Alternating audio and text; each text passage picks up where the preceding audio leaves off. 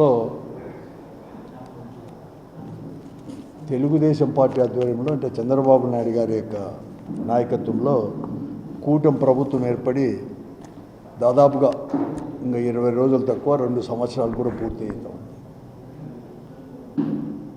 ఎన్నికల సమయంలో అనేకమైన హామీలు కూడా ఇవ్వడం జరిగింది.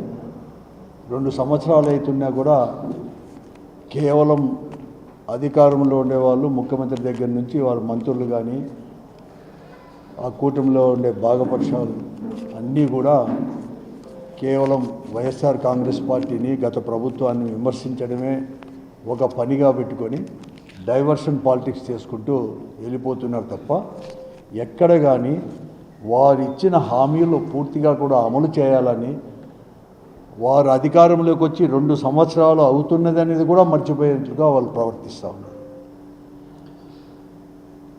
ఆ రోజు ఇప్పటికే చంద్రబాబు నాయుడు గారి యొక్క ప్రభుత్వం 3,61,055 కోట్ల రూపాయలు అప్పు చేసింది ఈ 2 సంవత్సరాల్లోనే.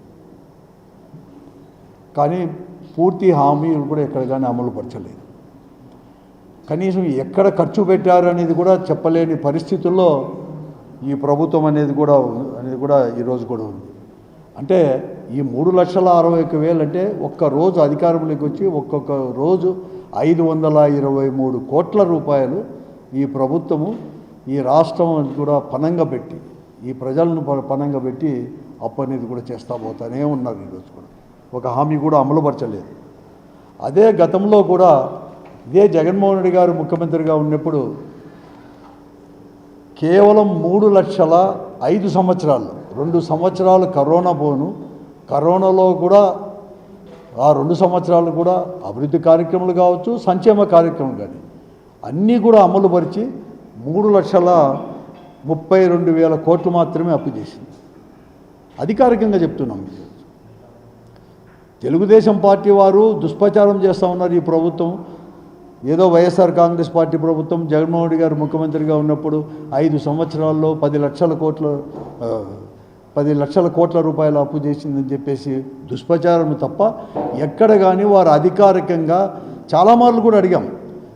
అసలు ఎక్కడి నుంచి ఎన్ని అప్పు తీసుకొచ్చినాం మీరు 10 లక్షల కోట్ల రూపాయలు చెప్తున్నారు, మీరు చెప్పండి లెక్కాచారం అంటే ఇంతవరకు శ్వేతపత్రం కూడా విడుదల చేయలేవాళ్ళు ఈ ప్రభుత్వం అనేది కూడా.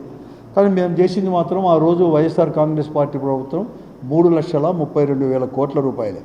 కానీ మేము అనేది కూడా డైరెక్ట్గా సంక్షేమ కార్యక్రమం. నేను అనుకున్నాను బహుశా స్వాతంత్రం వచ్చినప్పటి నుంచి ఈ ఆంధ్ర రాష్ట్రంలోనే కాదు విడిపోయినప్పటి నుంచి కాదు అటు ఉమ్మడి ఆంధ్రప్రదేశే కాదు లేకపోతే ఏ రాష్ట్రం కూడా అమలుపరచలేని అభివృద్ధి సంక్షేమ కార్యక్రమంలో అమలుపరిచింది మాత్రం జగన్మోహన్ రెడ్డి గారి ప్రభుత్వమే అని కూడా చెప్పక తప్పదు. ఇంత చేసేసి కూడా ఎందుకంటే మేము ఒక డీబీటీ ద్వారా డైరెక్ట్గా ప్రజలకు అకౌంట్లోనే 2,73,000 కోట్ల రూపాయలు మేము అందించినాం. Both DBT and non DBT కలిసి 4,58,000 కోట్ల రూపాయలు. It is on record. మేము చెప్తాం 4,58,000 కోట్ల రూపాయలు అందించింది జగన్మోహన్ రెడ్డి గారి యొక్క ప్రభుత్వం కూడా ఈరోజు కూడా ప్రజలకు కూడా. ఈ ప్రభుత్వం మాత్రం ఎక్కడ కానీ ఇంతవరకు సంక్షేమ కార్యక్రమం చేయలేదు. సూపర్ 6 అని జగన్మోహన్ రెడ్డి గారు చేస్తున్న పథకాలన్నీ కూడా అమలు పరుస్తూనే అదనంగా సూపర్ 6 హామీలు కూడా అమలు పరుస్తామని చెప్పారు. కానీ ఎక్కడ కానీ ఇంతవరకు కూడా పూర్తిగా కూడా చేసుకోలేదు. సో జగన్మోహన్ రెడ్డి గారి ప్రభుత్వం ఏదైతే అమలు పరిచినారో అనేక పథకాలను కూడా ఇంతవరకు కూడా ఇవ్వలేదు, రద్దుపరిచారు ఈరోజు కూడా అనేక పథకాలు కూడా. కానీ వారు కూడా సూపర్ 6 కూడా ఇవ్వలేని పరిస్థితిని కూడా ఈరోజు కూడా మనం అందరూ కూడా చూడడం కూడా జరిగింది. ఈరోజు మేము అందుకోసమే ఈరోజు మేము చాలా కూడా చెప్తున్నాం. ఎందుకంటే మీరు ఇంతవరకు నిరుద్యోగ వృత్తి ఇస్తామన్నారు 3,000 రూపాయలు, నిరుద్యోగ వృత్తి ఇవ్వలేదు. తర్వాత 18 సంవత్సరాల నిండిన ప్రతి మహిళకు కూడా మీరు 1,500 రూపాయలు ప్రతి నెల కూడా పారితోషికం ఇస్తామన్నారు. ఇంతవరకు కూడా అది కూడా అమలుపరచలేదు ఈరోజు కూడా. కానీ అభివృద్ధి కార్యక్రమం కూడా ఎక్కడ కానీ లేదు, ఈరోజు లేదు. పోతే రైతుల కన్నా ఏమన్నా చేశారంటే విత్తనకాయలు కూడా సరిగ్గా ఇవ్వలేని పరిస్థితుల్లో ఈరోజు కూడా ప్రభుత్వం కూడా ఉంది. ప్రాజెక్టులన్నా కూడా వెనుకబడిన ప్రాంతాలకు ఇక్కడ కావచ్చు ఉత్తరాంధ్రకు కావచ్చు ఉండే ప్రాజెక్టులు కూడా నీటి ప్రాజెక్టులన్నీ కూడా పూర్తి చేసి పూర్తి ఫలితాన్ని కూడా అందిస్తారు అంటే ఇంతవరకు కూడా దాని గురించి కూడా ఇక్కడ ఊసే లేదు. ఎక్కడ కానీ ఉత్తమ మాటలకు మాత్రమే పరిమితమైనారు. కానీ ఈరోజు కేవలం వైఎస్ఆర్ కాంగ్రెస్ పార్టీని విమర్శించడం, లేకపోతే వైఎస్ఆర్ కాంగ్రెస్ పార్టీని మాత్రం విమర్శించడం, 10 లక్షల కోట్ల అప్పు చేశారని చెప్పేసి లేనిపోని ప్రచారం చేసుకునే తప్ప మీరు అందరూ కూడా ఇంతవరకు కానీ ఏం చేయలేదు. నేను అందుకోసమే ఈరోజు చెప్తున్నాను, మేము 10 లక్షల కోట్ల అప్పులు చేసినామని అంటున్నారు కదా, శ్వేతపత్రాన్ని విడుదల చేయండి. ఏ సంస్థ నుంచి జగన్మోహన్ రెడ్డి గారు ముఖ్యమంత్రిగా ఉన్నప్పుడు ఏం తీసుకొచ్చాం 10 లక్షల కోట్లని? ఈ పొద్దు మీరు తీసుకొచ్చి మేము చెప్తున్నాం కావాలండి 3,61,000 కోట్ల 55,000 రూపాయలు కూడా ఈరోజుకు మీరు తీసుకొచ్చారని చెప్పి మేము చెప్తా ఉన్నాం.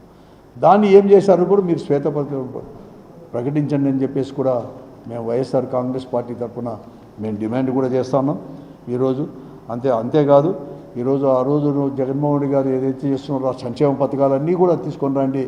ఆరోగ్యశ్రీ అనేది కూడా నీరు గారిపోయింది. ఈ పొద్దు ఆరోగ్యశ్రీ నెట్వర్క్ హాస్పిటల్స్లో అందరు కూడా 100 కోట్ల రూపాయలు ఈరోజు కూడా కొన్ని హాస్పిటల్కి అయితే 100 కోట్ల రూపాయలు ఈ రాష్ట్ర ప్రభుత్వం అనేది కూడా బకాయి కూడా పడింది. ఈరోజు ప్రైవేట్ హాస్పిటల్ అంటే నెట్వర్క్ హాస్పిటల్కి పోతే పేషెంట్స్ కానీ ఎవరు కానీ ఈ రాష్ట్రంలో ప్రజలు, నేను అనంతపురంలో ఎంతోమంది కూడా మా ఇంటి దగ్గరికి కూడా వచ్చిపోతున్నారు, ఆఫీస్ చుట్టూ కూడా తిరిగిపోతున్నారు. ప్రైవేట్ హాస్పిటల్లో మేము మాకు ఆరోగ్యశ్రీ ఫీ ఇవ్వలేదు కాబట్టి సరైన కూడా అమౌంట్ చేయలేదు కాబట్టి మేము ఇంతవరకు మీకు కూడా చూడము అని చెప్పేసి కూడా ఈరోజు కూడా చెప్తా ఉన్నారు. దాని గురించి కూడా ఆలోచన చేయండి. అలాగే ఫీజు రీఎంబర్స్మెంట్ కూడా ఈరోజు కూడా 1,000 కోట్ల రూపాయలు ఈరోజు ఈ ఇన్స్టిట్యూషన్స్కి అంతా కూడా రాష్ట్ర ప్రభుత్వం బకాయి పడింది. ఈరోజు ఏదైనా కానీ ఫైనల్ ఇయర్ స్టూడెంట్స్ ఎగ్జామ్ కూర్చోవాలన్నా, లేకపోతే రేపు పొద్దున్న కూడా సర్టిఫికేట్ చేయాలని కూడా 2 సంవత్సరాల నుంచి మేము చూస్తున్నాం. 1 సంవత్సరం నుంచి కూడా వాళ్ళు మిగతా ఫీజు కడితే మాత్రమే ఈరోజు అనేది కూడా వారు చేసే పరిస్థితి కూడా ఈరోజు కూడా ఉంది. కానీ ఇవన్నీ మాత్రం ఏమిగా చేయలేదు. అందుకోసం మేమందరూ కూడా వెంటనే కూడా ఆ బకాయిలు చెల్లించే ఆరోగ్యశ్రీ అని కూడా చేర్చుకున్నామని చెప్తున్నాం. అలాగే ఈరోజు మరీ ముఖ్యంగా కూడా ఫీజు రీఎంబర్స్మెంట్ కావచ్చు, తర్వాత అవన్నీ కూడా వెంటనే కూడా చెల్లించాలని చెప్పేసి కూడా వెంటనే మేము డిమాండ్ కూడా చేస్తూ ఉన్నాం. కేవలం మీరు ఈరోజు మీరు ఏదైతే చెప్తున్నారో, ఎందుకంటే ఇవన్నీ కూడా డైవర్ట్ చేయడానికి పాలిటిక్స్. ఈరోజు మీరు పోలీసు వారిని అడ్డం పెట్టుకొని, పోలీస్ శాఖను పెట్టుకొని పరిపాలన చేస్తున్నారు. అంబేద్కర్ రచించిన రాజ్యాంగం కాకుండా ఈరోజు కేవలం మీరు అనేది కూడా లోకేష్ గారి యొక్క రెడ్ బుక్ రాజ్యాంగం అని చెప్పేసి అమలుపరుస్తూ పోలీసు వారిని కూడా అడ్డం పెట్టుకొని మీ ఏదైతే పరిపాలన మీరు చేయకోకుండా పోలీసు వారికి, ఎందుకంటే తెలుగుదేశం పార్టీ వారికి పరిపాలన ఇచ్చేసి వారి చెప్పు చేతుల్లోకి పోయి ఈరోజు పోలీసు వారు చేసేసి ఒక భయభ్రాంతులను చేసేసి ఈ రాష్ట్రంలో మీరు పరిపాలన చేస్తున్నారు. ఇవి అంతేకాకుండా మీరు ఇచ్చిన ప్రామిసెస్ ఇవన్నీ కూడా పక్కదారి పట్టేటట్లు కానీ లేకుంటే డైవర్షన్ పాలిటిక్స్ మాత్రమే చేస్తున్నారు తప్ప మేము అందరికీ చెప్తున్నాను. నేను చెప్తున్నాను ఈరోజు కూడా పెత్తూరు కూడా 2 సంవత్సరాలు పూర్తయిన సందర్భంగా ఈ జిల్లాకు కూడా ముఖ్యమంత్రి గారే 5-6 మార్లు కూడా రావడం జరిగింది. అలాగే లోకేష్ గారు కూడా రావడం కూడా జరిగింది. కానీ వచ్చినప్పుడల్లా కూడా వైఎస్ఆర్ కాంగ్రెస్ పార్టీ ప్రభుత్వాన్నో జగన్మోహన్ రెడ్డి గారిని విమర్శించడమే ఒక పనిగా పెట్టుకున్నారు. కానీ మీరు ఇచ్చిన హామీలు ఏమైనా కానీ అమలు పరుస్తున్నారా? ఈరోజు రైతాంగం సమస్యలు కావచ్చు, అన్నీ కావచ్చు. నేను అందుకోసమే ఇప్పటికైనా కానీ మీరందరూ కూడా ఈ జిల్లాకు వచ్చినప్పుడైనా కానీ కనీసం ఈ జిల్లాను గురించి కానీ ఈ జిల్లాలో ఉండే పరిస్థితుల గురించి కానీ ఒక సమీక్ష జరపండి. మీ మంత్రులు ఒక సమీక్ష జరపలేకున్నారు ఇంతవరకు కూడా ఈ రాష్ట్రంలో రైతాంగ సమస్యలపైన కావచ్చు, లేకపోతే జిల్లా సమస్యలపైన కూడా.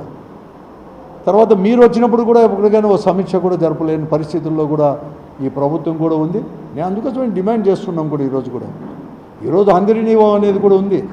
రాష్ట్రం అనేది కూడా విడిపోయిన తర్వాత మరీ ముఖ్యంగా తెలంగాణ ప్రాంతం అనేవారు కూడా తెలంగాణ ప్రభుత్వం కూడా విచ్చలవిడిగా దాదాపుగా శ్రీశైలం ప్రాజెక్టులు, ఎందుకంటే రాయలసీమకు వరప్రసాదమైనటువంటి శ్రీశైలం ప్రాజెక్టులో 780 అడుగుల నుంచి కూడా నీటిని దినానికి 7 టీఎంసీలు చొప్పున తోడే ప్రకారం కూడా వారు కొట్టుకొంబైకి ప్రాజెక్టు కూడా పూర్తి చేసే పరిస్థితుల్లో ఉంటే ఈ జిల్లా వాసులుగా మేము చెప్తున్నాము, మేము వెంటనే కూడా దాన్ని 11,000 క్యూసెక్కులు కూడా వెడల్పు చేసి ఒక 40 రోజుల దినానికి 1 టీఎంసీ వచ్చేటట్లు ఏదైనా కానీ ఉంటే 40 రోజుల్లోనే, అంటే మనకు ఎక్కువ కూడా వర్షం వచ్చి వరదలు వచ్చేది కేవలం 40 రోజులు మాత్రమే కాబట్టి వెంటనే ఆ 40 రోజుల్లోనే పూర్తి చేసి 40 టీఎంసీలు కొట్టుకునేట్లు కూడా దాన్ని వెడల్పు చేయమని చెప్పి మేము అడుగుతా ఉన్నాం.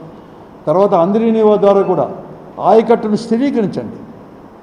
6,05,000 ఎకరాలకు కూడా అందరినీవా ద్వారా ఈ ఒక్క అనంతపురం జిల్లాలోనే అందరినీ ద్వారా ఇస్తే అనంతపురం జిల్లాలో 3.5 లక్షల ఎకరాలకి నీరు ఇవ్వాలి, డైరెక్ట్గా ఇరిగేషన్ ఉమ్మడి జిల్లాలో, అనంతపురం జిల్లాలో. వెంటనే కూడా 1 సంవత్సరంలో పూర్తి చేస్తామని చెప్పేసి మీరు వెంటనే పూర్తి చేయండి నేను అడుగుతా ఉన్నాను డిమాండ్. దాదాపుగా ఇప్పుడు వచ్చి 12 సంవత్సరాల నుంచి కూడా నీళ్ళు వస్తూ ఉన్నాయి ఆంధ్రనీరు నుంచి, ఇంతవరకు దాని గురించి కూడా లేదు. లా అండ్ ఆర్డర్ మెయింటైన్ చేయండి. ఎంత విచ్చలడికి, ఎంత అవినీతి పెరిగిపోయింది, అరాచకాలు ఎంత పెరిగిపోయినాయి. అసలు జిల్లా కేంద్రంలో కూడా లా అండ్ ఆర్డర్ శాంతి భద్రత సమస్య కూడా ఈరోజు కూడా ఎంత ఎక్కువ ఉండేది కూడా మీకు అందరికీ కూడా తెలిసిన విషయమే. కాబట్టి వెంటనే కూడా అవన్నీ కూడా మెయింటైన్ చేయండి అని చెప్పేసి కూడా మేము డిమాండ్ చేస్తూ ఉన్నాం. కాబట్టి కేవలం ఈరోజు ఏదో వైఎస్ఆర్ కాంగ్రెస్ పార్టీ పైన దుష్ప్రచారం అన్నీ కాకుండా మీరు చేసిన అప్పుకు ఎక్కడ డెవలప్ చేశారు, ఎక్కడ చేశారు, ఇది చేశారు. తర్వాత మీరు కేవలం రాజధాని మాత్రమే కాదు, ఈరోజు అమరావతిని మాత్రమే డెవలప్ చేసేది కాదు, దానితో పాటు కూడా ఈ ప్రాంతాల్లో వెనుకబడిన ప్రాంతాలు కూడా అభివృద్ధి చేయాల్సిన అవసరం కూడా ఈరోజు కూడా ఉంది. రాజధానిలో ఇంతవరకు కేవలం 50,000 కోట్ల రూపాయల పైన మళ్ళీ కూడా తీసుకొని వచ్చారు. ఆ రోజు 2014 నుంచి 19 వరకు కూడా తాత్కాలికమైన సచివాలయం మంత్రి, తాత్కాలికమైన హైకోర్టు అని చెప్పేసి 1000 కోట్ల రూపాయలు ఖర్చు పెడుతుంది. మళ్ళీ మరొక శాశ్వతమైన సచివాలయం అని చెప్పేసి, శాశ్వతంగా కూడా హైకోర్టు అని చెప్పేసి, ఎక్కడా లేని విధంగా అసెంబ్లీ భవనం అని చెప్పేసి, ప్రాంగణం అని చెప్పేసి ఎక్కడా లేని విధంగా కూడా మీరు ఖర్చు పెడతా ఉన్నారు. అమరావతిని వచ్చేసి మీకు క్రెడిట్ కార్డుగా ఉపయోగించుకుంటున్నారు ఈరోజు చంద్రబాబు నాయుడు గారు, వారి యొక్క అనుచరులు ఏదంతా కూడా. అంతేగాని ఏం లేదు. కాబట్టి వెంటనే ఈ రాష్ట్ర డెవలప్మెంట్తో పాటు కూడా అనంతపురాన్ని కూడా సమగ్రంగా కూడా అభివృద్ధి చేయండి. ఇంకా మిగిలి ఉండేది కేవలం 3 సంవత్సరాలు మాత్రమే మీకు అని చెప్పేసి కూడా మేము డిమాండ్ చేస్తున్నాం.